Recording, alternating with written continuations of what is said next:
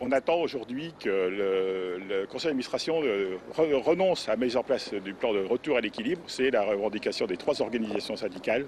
Une revendication que l'intersyndicale martèle depuis un mois et ce matin, après un sit-in dans le hall, leurs délégués sont venus le redire au conseil d'administration. Leur discours est connu, il faut revoir le plan d'économie de 14 millions d'euros sur 4 ans.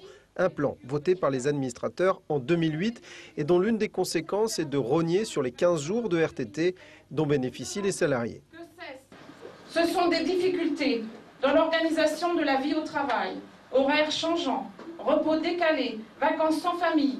Alors quand vous couplez le temps de repas avec la diminution des RTT, cela met le feu aux poudres. Les échanges sont vifs. Jean-Claude Boulard, en tant que président du conseil d'administration, est accusé de cautionner cette politique d'austérité. Lui renvoie la balle dans le camp du gouvernement. Le gouvernement a trouvé 2,5 milliards pour la baisse de la TVA dans la restauration.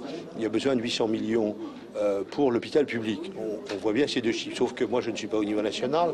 Au niveau local, j'essaye à ma place d'obtenir le maximum de moyens pour l'hôpital du Mans.